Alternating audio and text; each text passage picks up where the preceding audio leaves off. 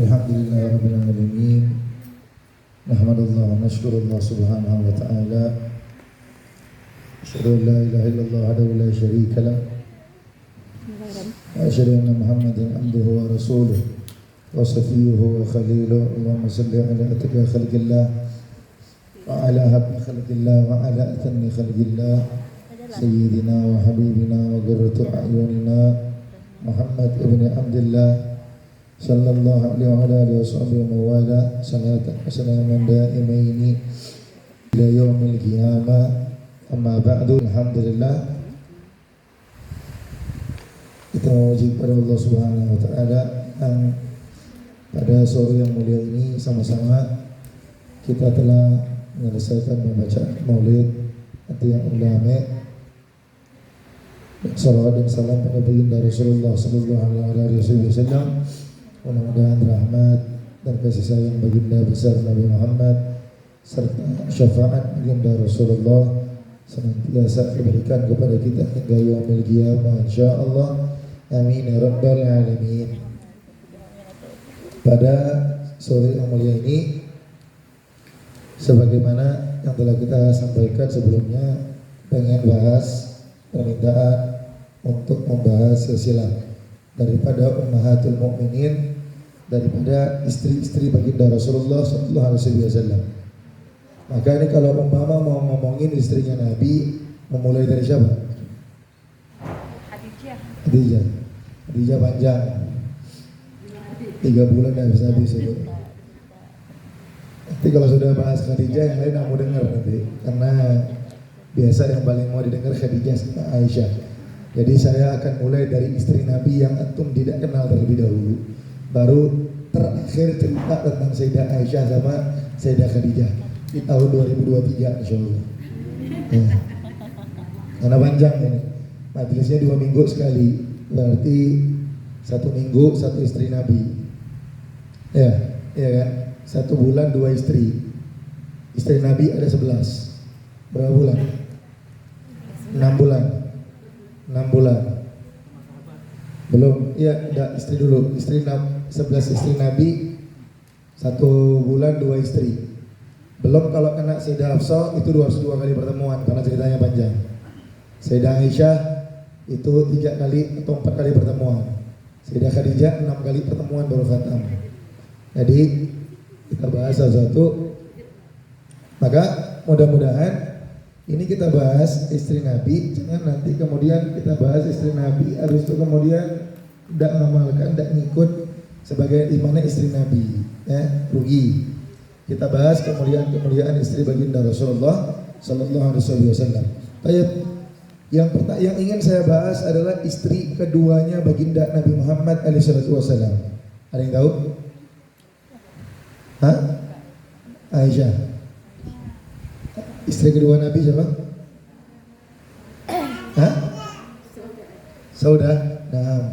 Saudah binti Zama'ah. Ini adalah istri kedua Rasulullah. Ada memang beberapa riwayat, beda pendapat riwayat. Ada yang mengatakan Sayyidah Aisyah yang kedua, ada yang mengatakan Sayyidah Saudah yang kedua. Cuman, Mustafa. Ada yang mengatakan Sayyidah Aisyah, ada yang mengatakan Sayyidah Saudah. Tapi pendapat yang paling kuat adalah mengatakan Sayyidah Saudah adalah istri kedua Nabi, yang ketiga Sayyidah Aisyah. Karena memang nikahnya dalam bulan yang sama, sehingga ulama beda pendapat mana yang terlebih dahulu dinikahi oleh baginda Rasulullah sallallahu alaihi wasallam. Jadi tatkala meninggal wafatnya Sayyidah Khadijah, ini merupakan peristiwa yang sangat luar biasa yang membuat memilukan baginda Nabi Muhammad, membuat sedih baginda Rasulullah. Akan tetapi namanya dakwah, namanya punya tugasan daripada Allah. Nabi itu gak mungkin, gak kayak kita. Kalau meninggal orang yang kita cintai, galaunya setahun 2 tahun. Nabi gak bisa, karena Nabi punya beban dakwah. Harus keluar, harus perang, harus jihad. Jadi gak bisa galau lama-lama. Kalau kita kan kalau meninggal istri, meninggal suami, lama.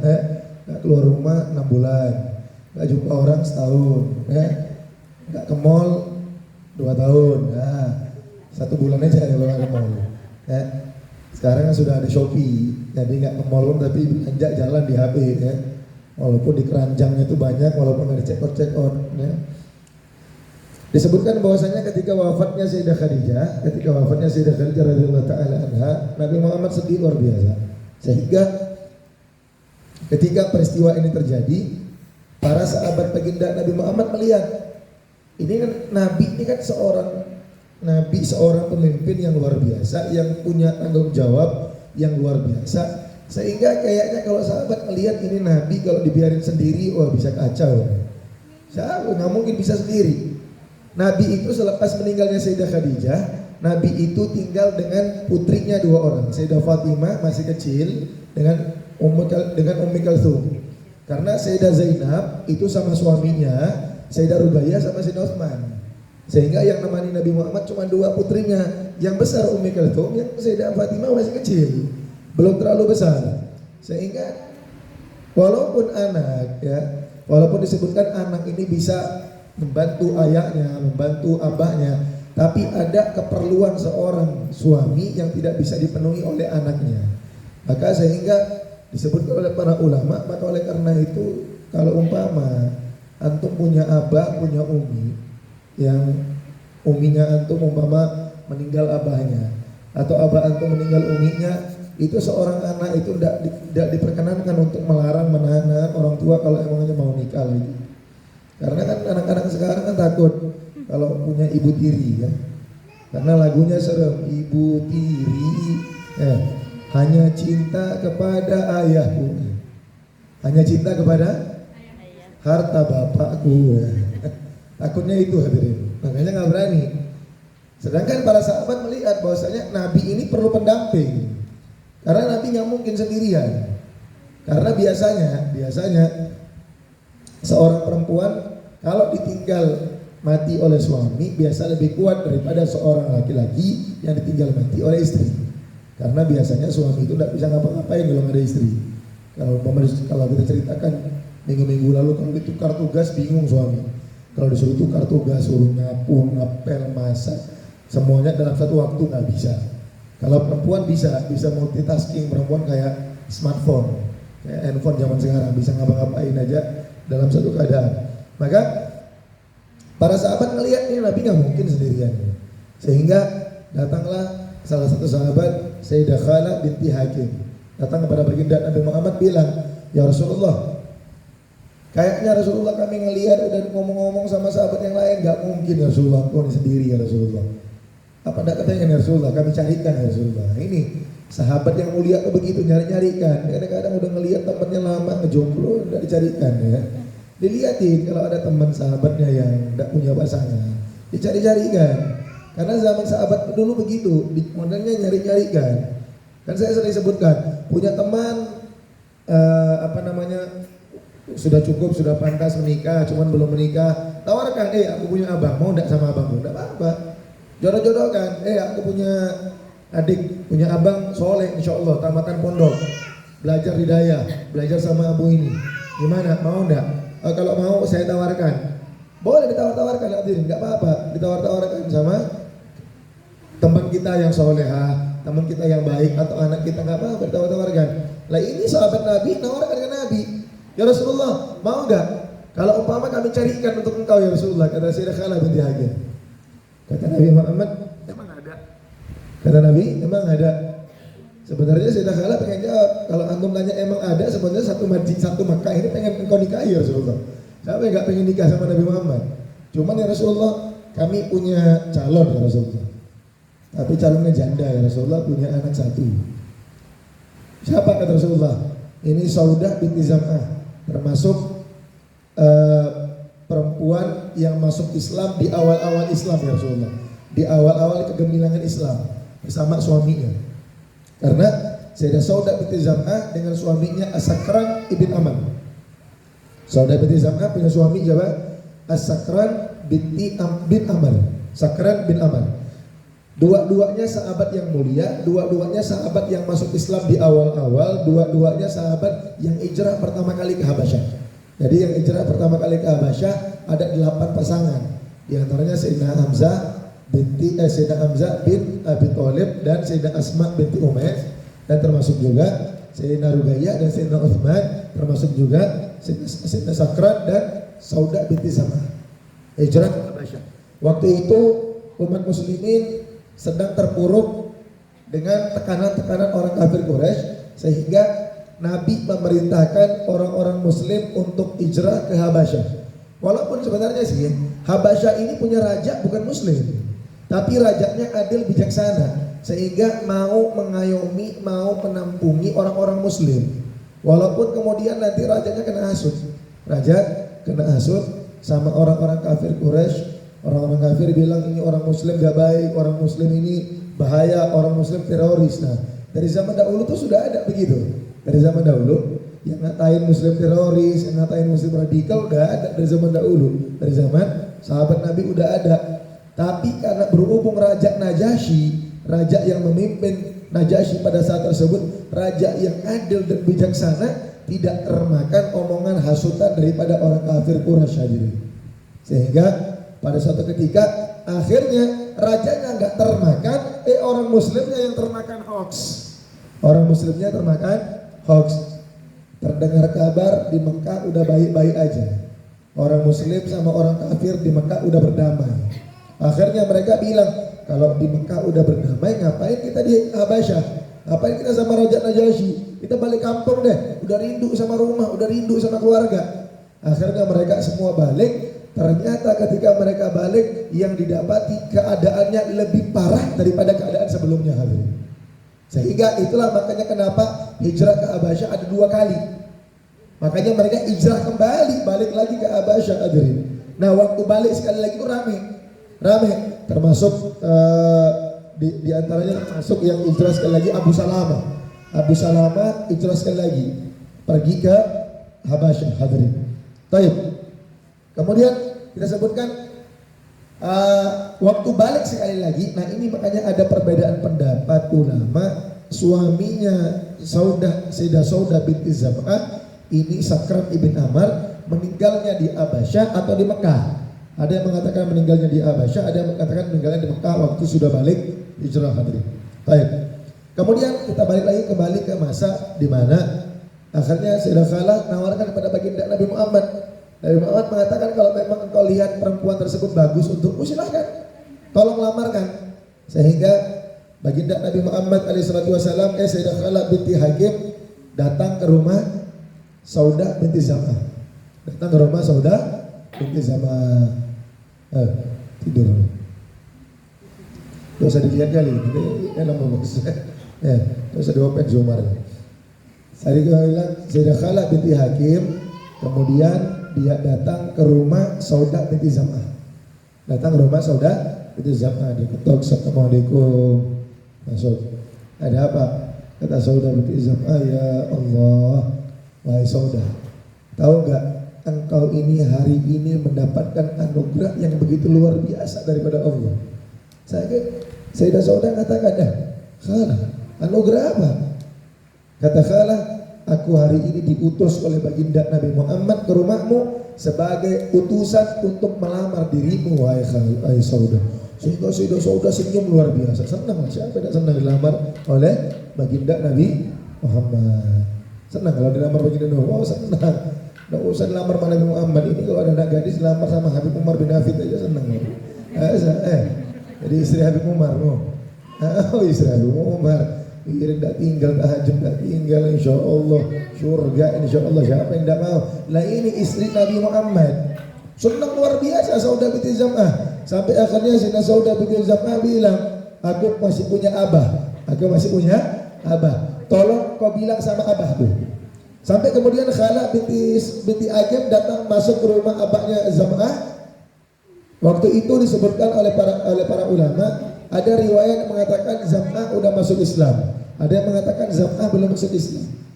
Kenapa disebutkan Zam'ah belum masuk Islam? Karena dalam riwayat Khalah binti Hakim masuk ke rumah Zam'ah, beliau mengucapkan salam dengan salam jahiliyah kepada Zam'ah. Ini menandakan bahwasanya Zam'ah belum masuk Islam, sehingga mengatakan bahwasanya putrimu dilamar oleh Nabi Muhammad SAW.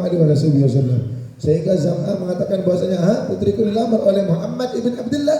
Maka kata Zam'ah, kalau yang lamar Muhammad ibn Abdullah saya terima, walaupun belum masuk Islam. Akhirnya masuk Islam, walaupun belum masuk Islam, tapi memang kualitas daripada baginda Nabi Muhammad udah masyhur. Bagaimana orangnya baik, orangnya Masya Allah, orangnya luar biasa, terkenal di mana-mana. Sehingga kata Zam'ah, kalau Muhammad ibn Abdullah yang ngelamar putriku, terima, ambil. Sehingga terjadilah pernikahan antara Sayyidah Saudah binti Zam'ah dengan Nabi Muhammad, yang kemudian selang beberapa hari atau beberapa bulan Nabi Muhammad menikah dengan Sayyidah Aisyah. Tapi Nabi Muhammad menikah dengan Sayyidah Aisyah, Nabi Muhammad tidak tinggal satu rumah dengan Sayyidah Aisyah. Waktu Nabi Muhammad itu menikah dengan Sayyidah Aisyah umur 6 tahun, Sayyidah Aisyah tinggal serumah dengan Sayyidah Aisyah umur 9 tahun. Umur 9 tahun. Maknanya 3 tahun disebut oleh para ulama, maknanya 3 tahun Sayyidah Saudah itu hanya menjadi satu-satunya istri Nabi Muhammad. Jadi Sayyidah Saudah yang memang menjadi istri Nabi Muhammad, satu-satunya yang tinggal bersama Nabi Muhammad selain Sayyidah Khadijah cuma Sayyidah Saudah, 3 tahun tinggal sama Nabi Muhammad. Karena memang Nabi Muhammad itu monogami dengan Sayyidah Khadijah itu 25 tahun. Sama istri yang lain 11 orang 20 tahun. Udah semua, dicampur semua. Makanya monogaminya Nabi Muhammad itu lebih lama daripada poligaminya Rasulullah. Ini yang mesti diketahui, yang banyak orang tidak tahu. Tapi Sayyidah Saudah memiliki anugerah sempat tinggal sama Nabi Muhammad dalam keadaan monogami 3 tahun. Maknanya tidak dicampur sama, tidak ada pembagian sama istri lain. Makanya ini keuntungan, anugerah yang luar biasa kepada Sayyidah Saudah. Yang memang sebenarnya pernikahan Sayyidah Saudah dengan Nabi Muhammad ini sudah punya korinah. Apa korinah? Korinah ini tanda-tanda, kayak ibarat kata kode alam. Kode alam sudah tahu memang nanti suatu saat Saudah binti Zam'ah akan dinikahi oleh baginda Nabi Muhammad. Apa kodenya? Waktu di Abasyah, Sayyidah Saudah itu bermimpi. Dalam mimpinya, mimpi yang aneh. Nabi Muhammad meletakkan kakinya di atas lehernya Sayyidah Saudah. Sehingga ketika bangun, cerita sama suaminya Sakran ibn Amr, suamiku, semalam aku mimpi aneh benar suami. Mimpinya apa? Kata Sayyidah Saudah, aku melihat kakinya Nabi Muhammad itu diletakkan di atas leherku. Kata suaminya, kalau betul mimpimu mau Saudah, maka kemungkinan besar selepas aku meninggal dunia engkau akan dilamar oleh baginda Nabi Muhammad. Subhanallah. Suaminya asik ya.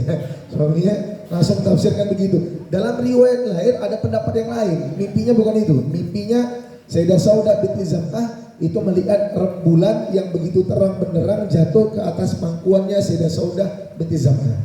Dan juga suaminya mengatakan, pertanda engkau akan dilamar oleh baginda besar Nabi Muhammad sallallahu alaihi wasallam. Memang sudah punya korinah, sudah punya tanda-tanda daripada dahulu. Ini Sayyidah Saudah bakal dilamar oleh baginda Nabi Muhammad sallallahu alaihi wasallam.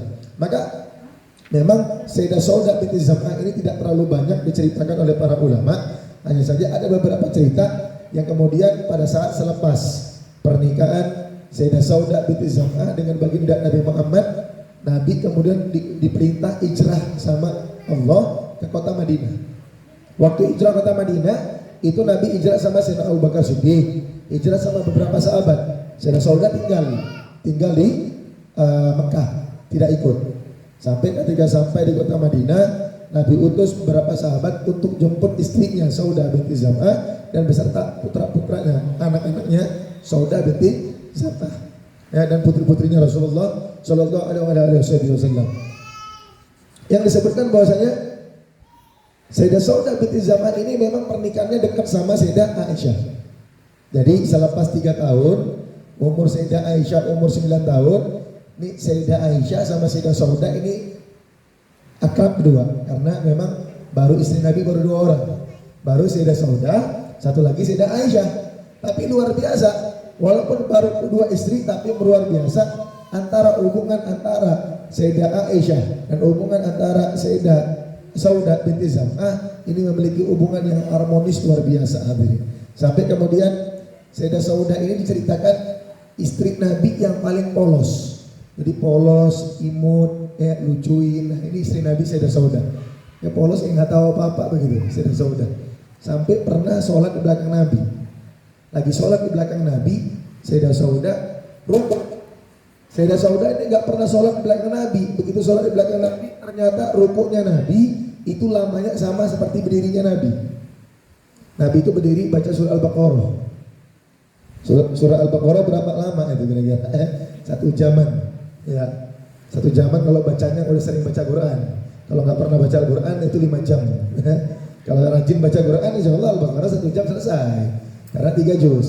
3 juz itu biasanya kalau kita biasa baca Al-Quran 1 juz itu 20 menit atau 15 menit.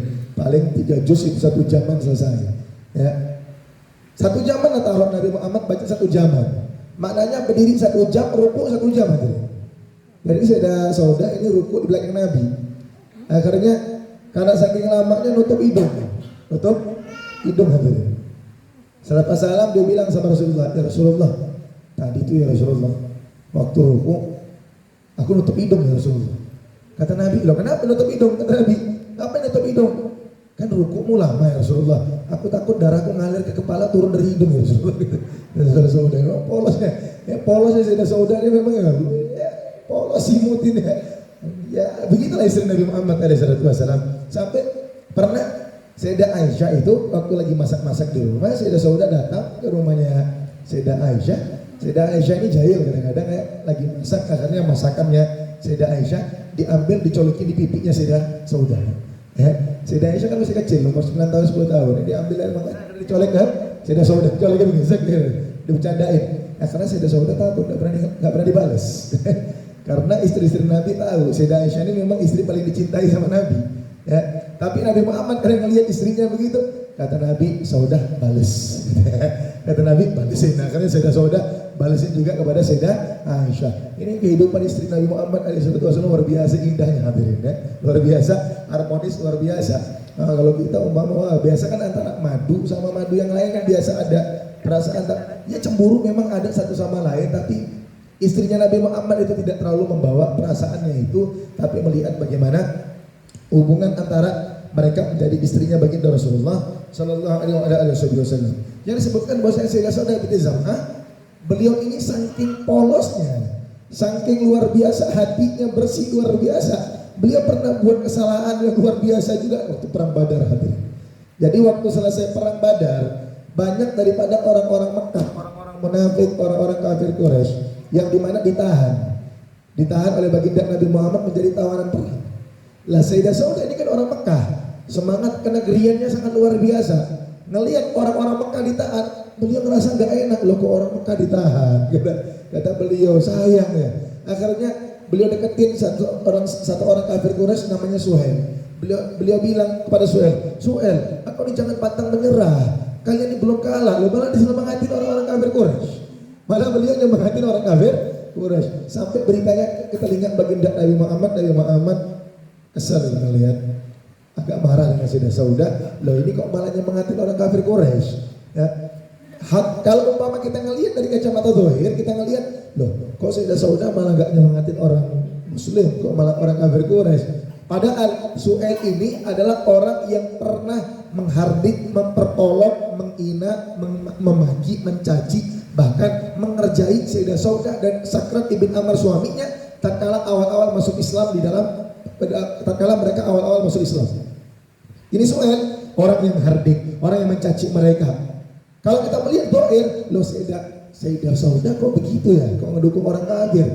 Tapi kalau kita memandang dari kacamata adab, memandang dari kacamata hikmah, kita justru melihat, loh kok nggak punya dendam ya, luar biasa loh hatinya Sayyidah Saudah. Beliau itu saking polosnya, saking gak punya dendamnya sama orang yang caci beliau, yang maki beliau, yang pernah ngerjain beliau, yang musuhi beliau, malah beliau semangati hadirin. Luar biasa. Ini hati kebuat dari apa? Kalau sama musuhnya aja begini, bagaimana sama orang muslim hadirin? Luar biasa hatinya. Makanya tuh kalau mandang ceritanya keluarga Nabi, jangan mandang daripada doir, tapi daripada kacamata hikmah hadirin. Gak punya hadirin. Kita tuh kalau umpama udah benci sama orang, oh jangankan sama orangnya, kalau bisa anak cucunya, kalau boleh busuan sama anak cucu kita hadirin. Kan begitu? Ya, udah benci sama tetangga, bilang sama anaknya, aja gede, ya, jangan datang ke situ, itu nggak bagus orangnya begini-begini, jangan dekat sama anaknya. Ya. Kalau sampai anaknya jatuh cinta, pisah, nggak boleh kawin sama itu.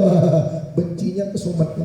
Kalau orang bilang apa? Bencinya sampai ke ubun-ubun, sampai 7 keturunan. Sayyidah Saudah, jangan sampai keturunan hadirin. Sama dirinya, dulu pernah ngina dia lupa hadirin, subhanallah. Saking polosnya, Saking bersihnya, saking mulianya hati Sayyidah Saudah.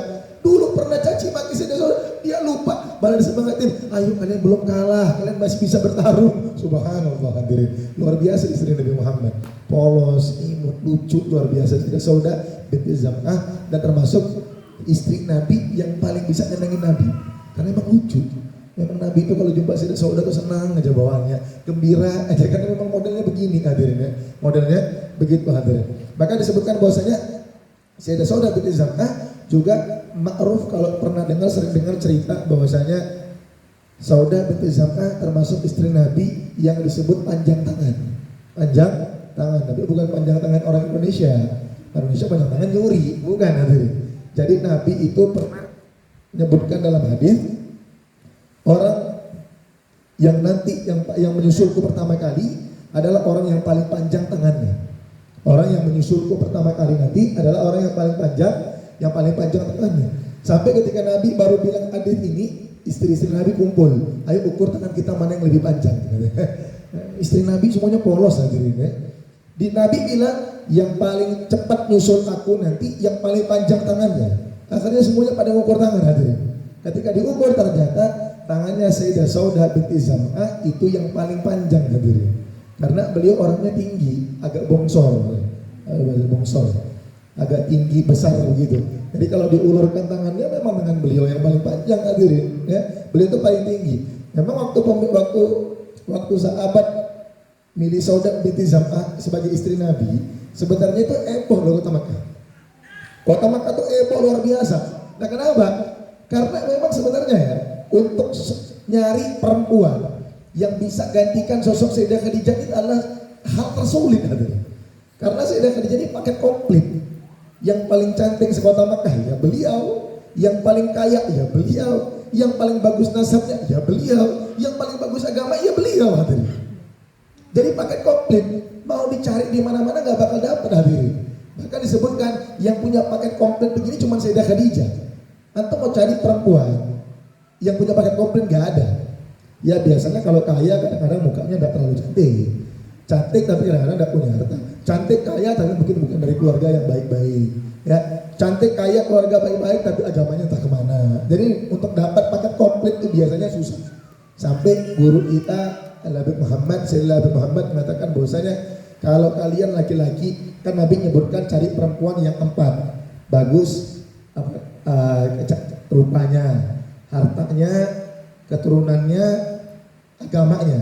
Kalau mau selamat ambil agamanya kata Nabi. Terus kata Nabi Muhammad, tapi kalau kalian niat mau cari perempuan yang ada 4-4-nya, maka bersiap-siaplah untuk menjadi jomblo abadi selamanya. Gak bakal ada hadirin, gak bakal ada. Cuman Sayyidah Khadijah yang punya paket komplit begitu.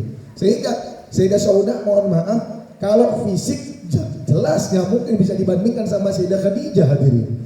Sehingga pernikahan Nabi Muhammad dengan Sayyidah Saudah ini juga mematahkan stigma daripada orang-orang kafir yang mengatakan Nabi Muhammad suka kawin, suka sama perempuan. Nah kalau suka sama perempuan lalu meninggal Sayyidah Khadijah, kenapa gak pilih Sayyidah Aisyah? Yang dipilih itu Sayyidah Saudah. Karena riwayat yang paling kuat Sayyidah Saudah. Sayyidah Saudah, mohon maaf sudah berumur, kemudian fisik tidak lebih cantik daripada Sayyidah Khadijah, sehingga kalau umpama mau dilihat Nabi Muhammad suka dengan perempuan, tidak masuk akal dengan pernikahan dengan Sayyidah Saudah. Maka ini juga mematahkan stigma bahwasanya Nabi Muhammad suka kawin. Kadang-kadang ada orang yang tidak punya adab kalau cerita tentang baginda besar Nabi Muhammad dari SAW. Maka tadi kita cerita tentang panjang tangan, karena memang badan beliau itu bongsor hadirin, tinggi besar. Jadi kalau diukur tangannya memang lebih panjang.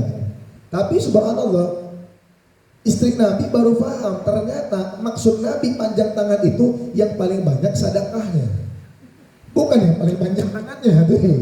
Yang paling ringan tangannya untuk keluarin sedekah. Dan ternyata yang meninggal pertama kali setelah Nabi bukan Sayyidah Saudah, tapi Sayyidah Zainab binti Khuzaimah. Sayyidah Zainab binti Jahsh.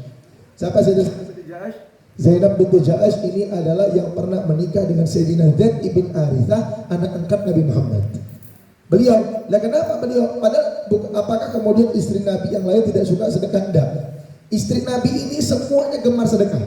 Bahkan Sayyidah Saudah binti Zam'ah selepas meninggal Nabi Muhammad itu pernah dapat dari raja hadiah 1 karung dirham, 1 karung perak. Satu karung, bukan. Satu tas, satu goni perak semuanya. Kalau kita ngelihat satu goni perak ngapain? Langsung pikir, ini sofa di rumah udah rusak nih, ini TV kurang gede, oh itu TV sini gede. Apalagi perabot rumah yang belum pas, ini cat belum dicek ini, bisa ini cat rumah segala macam. Sudah saudara hadirin, sampai goni langsung manggil sahabatnya yang lain, sahabatku perempuan coba ambil talam. Ngapain? Langsung dibagiin per talam, tolong bagikan. Sampai beliau lupa untuk beliau sendiri hadirin. Istri Nabi begitu semuanya. Beliau bagikan semua hartanya, sampai kadang-kadang mereka lupa. Ternyata bagian mereka nggak ada hadirin. Ya sudah nggak apa-apa. Saya saudara begitu. Tapi kenapa Sayyidah Zainab binti Jahash yang meninggal terlebih dahulu? Karena memang istri Nabi semuanya orang istimewa hadirin. Jadi orang tuh banyak pengen ngambil berkah. Setiap hari ada yang ngasih uang, ngasih beras. Tapi setiap dikasih langsung dikeluarkan hadirin. Kasih langsung dikeluarkan. Ya kayak kita kan umpama jumpa istri Abu pengen ngambil berkah, kita ngasih sedikit ya. Bukan kemudian ngambil berkah ulama, ngambil punya ulama, tapi ngasih ulama ya. Antum nih kadang-kadang saya pengen ngambil berkah Abu. Terus gimana? Saya mau ngambil TV Abu, rumah Abu, dia berkah. Dia nonton saya, bukan begitu hadirin. Berkah itu ketika engkau memberi dipakai sama ulama tersebut, itu lebih berkah daripada mengambil barang ulama tersebut. Hadirin ya. Jadi istri Nabi itu banyak yang ngasih. Tapi Sayyidah Zainab binti Jahash punya keistimewaan. Apa? Beliau ini kreatif, terampil, punya bisnis sendiri, sehingga beliau ini orang kasih beliau sedekahin, dan juga beliau punya kelebihan, beliau juga sedekah dari uang hasil kerjanya sendiri hadirin. Makanya nilai pahalanya lebih gede daripada Allah Subhanahu wa taala, sehingga beliaulah orang yang dimaksud orang yang panjang tangan oleh baginda besar Nabi Muhammad sallallahu alaihi wasallam hadirin. Maka disebutkan bahwasanya Sayyidah Saudah binti Zam'ah juga termasuk istri Nabi yang dimana awal mula turun ayat hijab gara-gara beliau. Dulu itu istri Nabi itu nutup kepala tapi tidak nutup sempurna hadirin. Jadi Sayyidina Umar itu sempat beberapa kali protes, cuma Nabi Muhammad karena tidak turun wahyu daripada Allah tidak berani mengambil keputusan hadirin. Nabi itu luar biasa. Apapun perintah daripada Allah, nurut pada Allah Subhanahu wa taala. Sampai kemudian Sayyidina Umar nunggu kesempatan waktu Sayyidah Saudah binti Zam'ah gadil hajat. Jadi orang dulu tuh kalau buang hajat pengen ke kamar mandi itu di luar rumah. Harus keluar rumah dulu. Jadi kamar mandinya pisah daripada rumah. Jadi perjalanan daripada ke rumah ke kamar mandi, Sayyidina Umar udah nungguin. Ketika keluar, Sayyidina Umar mengatakan langsung, "Ya Saudah." Sayyidah Saudah bingung. Kok tahu? Lah, aku tahu daripada fisikmu aku sudah tahu kalau engkau ini Saudah binti Zam'ah. Sehingga Sayyidina Umar sengaja supaya Sayyidah Saudah melapor sama Nabi Muhammad. Akhirnya benar Sayyidah Saudah melapor kepada baginda Rasulullah. Langsung berapa lama selang berapa lama turun ayat menutup hijab daripada Allah Subhanahu wa taala, sehingga pakaian muslimah pada saat tersebut tertutup semua. Makanya kalau umpama ada orang mengatakan bahwasanya hijab cadar adalah budayanya orang Arab, siapa yang bilang? Orang Arab dahulu tuh kebuka semua, Islam yang menutup. Kalau ada orang mengatakan, kan ada orang Islam zaman sekarang mengatakan ini hijab sama cadar ini nggak wajib karena ini budayanya orang Arab, tidak ngerti sejarah. Ini ayat loh. Nurun hijab itu di zaman Sayyidah Saudah, karena zaman dahulu belum tertutup secara sempurna. Semua para wanita-wanita di kota Makkah hadirin ya. Maka disebutkan bahwasanya Sayyidah Saudah binti Zam'ah juga termasuk kisah terakhir Sayyidah Saudah binti Zam'ah di antara 10 kisah tentang beliau. Beliau ini pernah melakukan satu hal yang istimewa. Ketika beliau melihat umurnya beliau sudah tua dan melihat bahwasanya beliau sudah tidak sanggup lagi untuk berkhidmah, untuk melayani baginda Nabi Muhammad sebagai suaminya, beliau kemudian memberikan hadiah hari-harinya beliau kepada istrinya Nabi Sayyidah Aisyah. Jadi gilirannya beliau, jadi Nabi itu kalau umpama rumah-rumah istrinya Nabi itu adil hadirin. Ini satu hari, ini satu hari, ini satu hari, ini satu hari. Bukan istri tua satu hari, istri muda 3 hari, istri tua satu hari, istri muda 3 hari, enggak begitu hadirin. Ya, kita juga dulu guru kita Habib Muhammad itu istrinya 2, tapi luar biasa hadirin. Beliau punya masalah sedikit dengan istri pertama, tidak lari ke rumah istri muda, hadirin. Larinya ke pondok, tidurnya ke pondok. Jadi dua-duanya nggak dapat. Jadi kalau umpama lagi marah sama istri pertama, dua-duanya nggak dapat. Jadi mau nggak mau saya sering ngeliat istri mudanya Habib itu datang ke istri pertamanya Habib ngerayu supaya baikan. Kalau nggak dua-duanya nggak dapat jumpa sama Habib Muhammad. Ini kalau para ulama itu begitu. Mereka paham dalam bab gisim. Nabi juga secara zahir, Nabi adil, nggak pernah pilih-pilih. Ini satu hari. Kalau pergian undi. Kalau bepergian, kalau orang yang poligami itu kalau bepergian itu diundi. Hari ini pergi ke Bama kemana? Ke Banda Aceh. Maka buat undian, masukin nama, dikocok arisan. Mana yang keluar? Keluar nggak boleh masuk lagi namanya. Nanti sambil bilang, udah habis semuanya, baru masukin lagi semua namanya begitu. Dalam bagian gisem, dalam bab gisem, dalam fikih hadirin. Tapi kalau urusan cinta hadirin nggak bisa berlaku adil hadirin. Karena memang bab cinta antara satu anak pertama, anak kedua, anak ketiga, walaupun kita bisa kasih adil dalam bab harta, tapi cinta itu susah hadirin. Untuk kita adil di setiap anak, karena itu memang kudratullah. Sudah sunnatullah itu begitu hadirin. Makanya para istri yang lain tahu, istri yang dicintai oleh baginda Nabi Muhammad Sayyidah Aisyah. Makanya Sayyidah Saudah ngasih hadiahnya ke Sayyidah Aisyah, gak istri yang lain hadirin. Makanya Sayyidah Saudah bilang, ya Rasulullah, aku sudah tua renta, aku sudah tidak mampu melayani engkau lagi Rasulullah. Tapi jangan diceraikan ya Rasulullah. Jangan diceraikan Rasulullah, karena aku kepengen nanti ketika di surga dapat label istri Nabi Muhammad.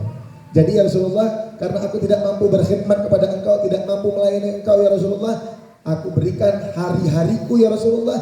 Engkau tidak perlu datang ke rumahku ya Rasulullah, engkau tidak perlu berikan nafkah padaku ya Rasulullah. Aku berikan semuanya kepada Aisyah ya Rasulullah. Ya, sampai Sayyidah Aisyah ketika mendengar kabar tersebut, Sayyidah Aisyah senang, tapi Sayyidah Aisyah mengatakan, kalaulah aku ingin jadikan perempuan sebagai panutan untuk hidupku, maka orang yang pertama kali aku ingin jadikan panutan adalah Saudah binti Zam'ah, karena apa yang dia lakukan tidak mampu dilakukan oleh perempuan manapun. Sayyidah Aisyah memuji apa yang dilakukan oleh Sayyidah Saudah binti Zam'ah radhiyallahu taala anha. Ini luar biasa, istri-istri Nabi saling mendukung, saling luar biasa. Maka insyaallah ini sedikit daripada cerita Saudah binti Zam'ah. Maka insyaallah pertemuan selanjutnya kita akan bahas istri yang lain. Ya, karena sudah selesai. Sayyidah Saudah binti Zam'ah itu meninggal wafat umur 57 tahun pada tahun ke-54 Hijriah hadirin ya. Maka Sayyidah Saudah binti Zam'ah itu meninggal setelah Nabi Muhammad. Setelah baginda Rasulullah alaihi wasallam. Maka mudah-mudahan hikmah cerita perjuangan kisah kehidupan istri-istri Nabi Muhammad diambil pelajaran hadirin. Ambil kesimpulan, lihat bagaimana luar biasa hatinya Sayyidah Saudah binti Zam'ah, tidak punya dendam hadirin. Sama orang tidak punya dendam hadirin, sama musuhnya tidak punya dendam, gimana sama orang muslim hadirin, luar biasa ya. Maka lihat bagaimana indahnya rumah tangga baginda besar Nabi Muhammad. Maka mudah-mudahan Allah Ta'ala takdirkan ke dalam rumah tangga kita, rumah tangga semisal rumah tangga baginda besar Nabi Muhammad ya, harmonisnya. Saya tidak doakan banyak istrinya, tapi saya doakan harmonisnya, misal harmonisnya bagi rumah tangga baginda Rasulullah sallallahu alaihi wasallam. Wallahu a'lam bishawab. Ada yang mau bertanya silakan.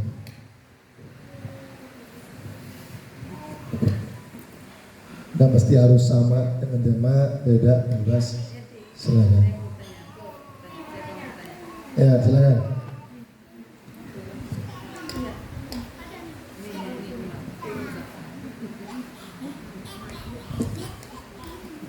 Langganan.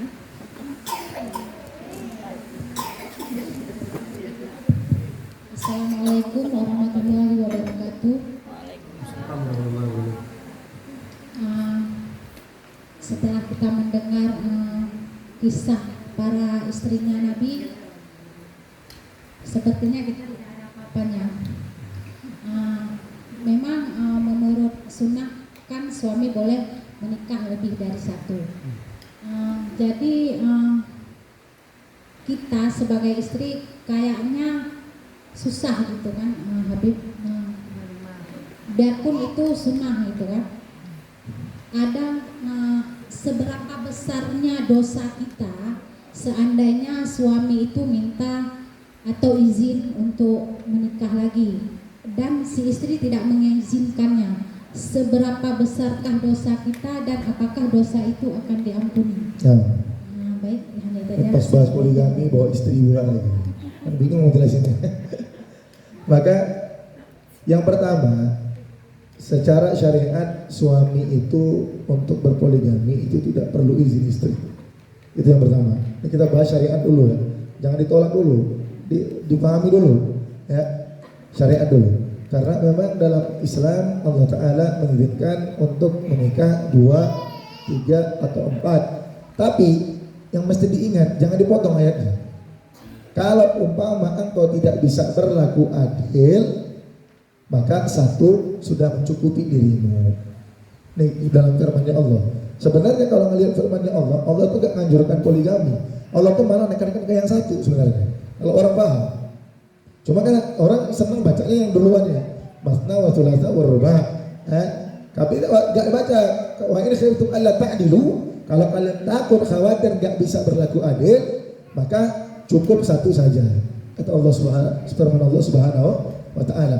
Kemudian masalah poligami ini sebenarnya kalau umpama kita melihat kenapa orang berani berpoligami, itu yang pertama karena saya melihat juga banyak ustadz-ustadz yang memang ya sekarang ini banyak yang promosi poligami di mana-mana tanpa menerangkan bagaimana berat-beratnya hukum atau bagaimana beratnya tanggung jawab selesai poligami tersebut. Nah itu. Padahal kalau umpama suami antum disuruh ngaji tentang poligami, siap ngaji, insya Allah gak berani poligami. Kalau benar-benar mau ngaji tentang bab gisirnya, bab ininya, bab bagaimana beratnya, bab bagaimana ancamannya, bab bagaimana kalau tidak adilnya, siap belajar biasanya tidak berani. Siap belajar malah khawatir takut untuk poligami. Tapi karena tidak pelajari, akhirnya ngerasa bahwasanya gampang, ngerasa bahwasanya mudah, padahal itu adalah hal yang berat. Gitu. Yang kedua, saya ingin sampaikan urusan poligami ini yang pertama semua perempuan tidak boleh menolaknya karena memang kita tidak diperbolehkan mengharumkan apa yang telah dihalalkan oleh Allah. Tapi kalau urusan hati tidak siap, ya wajar. Itu diwajarkan sama Allah, diwajarkan sama Islam. Bukan berarti kalau kami gak menolak, boleh. Siapa bilang gak boleh? Boleh kemudian untuk defend, untuk mempertahankan, boleh. Tapi yang gak boleh, jadi gini, kalau Pak tanya pendapat tentang poligami bagaimana? Poligami itu boleh dalam Islam tapi jangan sama suamiku, gitu. Jawabnya begitu. Lah poligami itu boleh dalam Islam, silakan, tapi jangan sama suamiku. Kan begitu. Jawabannya begitu. Itu jawaban cerdas wanita muslimah. Maknanya kalau umpama, walaupun sekarang banyak para ulama boleh mensyaratkan selama suami istri masih bisa memenuhi tanggung jawab sebagai istri, selama istri masih bisa berkhidmat pada suami, itu diperbolehkan memberikan syarat untuk tidak menikah lagi. Ada sebagian ulama daripada mazhab Syafi'i juga memperbolehkan. Ya, akan tetapi rasanya kalau umpama ada suami yang mau poligami, tinggal cerita aja, abang, Rasulullah itu 25 tahun monogami, poligami 20 tahun. Kalau umpama suamimu bilang mau ikut Nabi Muhammad, kalau lo tanyain kenapa poligami, dia ikut Rasulullah. Kalau mau ikut Rasulullah tuh nikah yang kedua setelah meninggal suami istri yang pertama. Maka engkau silakan nikah yang kedua, tapi setelah meninggal diriku. Bisa begitu? Bisa begitu. Dan juga engkau tidak boleh melarang suami, abang awas kalau aku meninggal jangan nikah lagi deh. Tidak bisa, tidak boleh melarang begitu hadirin. Ya, karena seperti kita bilang tadi, ada sesuatu yang tidak bisa dilakukan oleh anak, tidak bisa dipenuhi kepada suamimu nanti. Anakmu bisa jaga suamimu, anakmu bisa nafkahi suamimu, tapi ada beberapa hal yang tidak bisa dilakukan oleh seorang anak hadirin. Maka tidak boleh. Boleh pakai syarat, nggak apa-apa abang ikut sunnah Nabi, nggak apa-apa. Nabi selepas meninggal Sayyidah Khadijah baru nikah lagi. Abang kalau menikah lagi tunggu meninggal aku dulu. Nah, tapi bahaya juga hadirin, takut dia doa pula setiap malam, ya Rob kapan istriku meninggal. Ya, jadi begitu. Jadi maknanya poligami itu bukan untuk ditolak tapi bukan untuk diterima. Faham maksudnya adalah kalau ditanya bagaimana tentang poligami, silakan engkau poligami tapi jangan dengan suamiku. Nah, begitu sudah. Poligami diperbolehkan dengan Islam tapi tidak boleh dengan suamiku. Loh, berarti kau tidak memperbolehkan? Loh, aku memperbolehkan suamiku secara syariat tapi hatiku tidak memperbolehkan. Selesai. Karena urusan hati berat dan Allah Ta'ala tidak pernah memaksakan, tidak pernah harus memaksakan. Seperti saya bilang tadi, kalau umpama ada suaminya yang mau poligami, suruh ngaji dulu sama saya, nggak apa-apa. Saya kasih tahu tuh gimana hukum beratnya gini. Dulu kan saya dengar Arab suka kawin. Sering nggak dengar orang Arab suka kawin? Pernah dengar? Oh, orang Arab suka kawin. Itu stigma orang Yahudi ya tuh. Saya pergi ke Adramut di Yaman. Ternyata ketika sampai di Yaman, yang poligami di Yaman lebih banyak di Indonesia daripada di Arab. Orang Arab itu paling takut sama yang namanya poligami. Karena khawatir dosa yang dia dapati setelah tidak bisa adil selepas berpoligami hadirin. Kalau lihat poligaminya para ulama adem memang, tapi kalau lihat poligaminya orang Indonesia tidak pernah ada adem-ademnya. Kita ngelihat kan saya syukurnya Habib Muhammad. Habib itu kalau umpama istri pertama minta mangga, kalau umpama istri pertama minta mangga, maka yang dibeli 2 rumah. Walaupun istri kedua nggak minta. Istri kedua minta umpama keramik baru, maka 2 rumah di keramik yang baru. Walaupun dua-duanya nggak minta. Kalau umpama nggak cukup duitnya untuk keramik dua-duanya nggak dapat. Siapa yang sanggup? Ya ini yang problemnya sekarang. Kalau orang zaman sekarang nggak begitu hadirin. Kalau istri pertama minta atau istri kedua minta, maka dia beli diam-diam. Jangan bilang istri pertama ya, gitu kan. Tapi kalau Habib Muhammad tidak, guru-guru kita tidak. Beliau ke pajak, lihat uangnya nggak cukup, dah dua-duanya nggak dapat. Kalau tanya sama istri kedua, loh, saya pesan mangga, kok nggak dibeliin? Karena nggak cukup beli itu dua-dua. Alasan, dua-duanya nggak usah makan. Dari saking adilnya begitu hadirin. Ya.